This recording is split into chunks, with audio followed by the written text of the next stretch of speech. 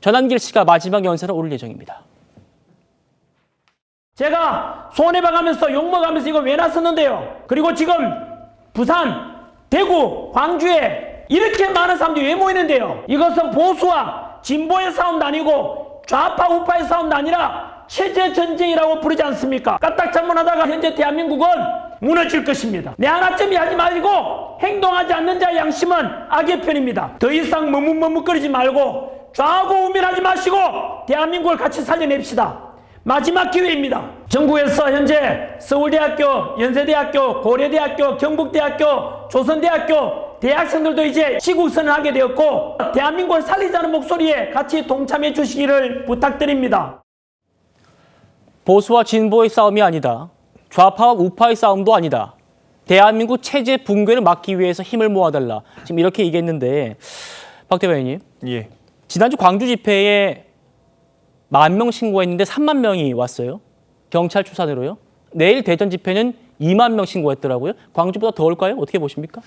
지금 상황으로 봤을 때는 사실상 이 최후의 변론 직전의 마지막 집회가 될 수도 있을 것으로 보입니다. 그렇기 때문에 가능한 많은 사람들의 좀 민의를 모으려고 하는 이제 그런 움직임들이 있을 거라고 저도 예상이 되는데요. 그러니까 사실 이 전한길 씨의 주장이 다소간 과격한 측면들도 분명히 있다라고 저는 생각을 합니다. 그런데 그럼에도 불구하고 이런 절규가 좀 시민사회의 여러 움직임에 영향을 미치고 있다는 사실에 저희가 주목을 해야 한다라고 생각을 합니다. 지금 헌법재판소가 굉장히 고압적인 태도를 견지하면서 사실 윤석열 대통령이 한 달도 아니고 5일만 곧 형사재판과 겹치기 때문에 사유를 제시를 했는데도 불구하고 딱 1시간 지연을 해준 게 아니겠습니까? 이런 것들이 저는 이 어떤 대중의 눈높이에 맞지 않는 헌법재판소가 다소간 고압적이고 재량권만 앞세운다는 그런 부정적인 인식을 강화시키고 있다라고 생각을 하고요. 그러니까 젊은 세대 같은 경우는 굉장히 탈기득권 정서가 심합니다. 지금 저희가 이 무력감을 느끼는 가운데 할 수 있는 것들이 길거리에 나와서 이 부당함에 대해서 호소하는 것밖에 없다라는 것이 이런 전한길 씨의 목소리가 힘을 얻는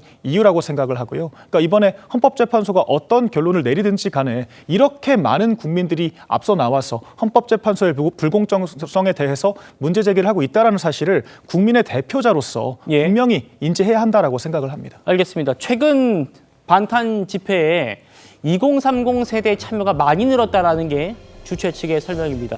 지난 광주 집회 때도 조선일보도 그렇고 저희도 호남 출신 2030 세대 쉽게 만날 수 있었다라고 설명해 드렸는데요.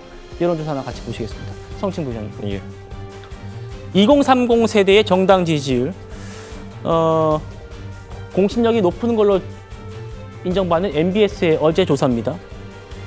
전체 지지율은 37%, 국민의힘 지지가 37, 민주당 34입니다. 그런데 20대는 국민의힘 지지가 31이고 민주당이 19로 나왔습니다. 30대는 국민의힘 35%, 민주당이 27%가 나왔어요.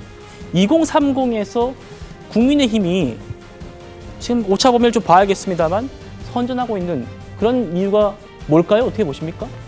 일단 2030 세대가 민주당에 대한 지지가 저렇게 낮게 나오는 것은 우리 당에서는 심각하게 받아들여야 되는 문제라고 보고 있고요. 왜냐하면 보통 2030 세대는 진보 성향이 높고 나이가 들어갈수록 보수 성향으로 변화한다. 이걸 연령 효과라고 하는데 그걸 깨는 결과가 나온 겁니다.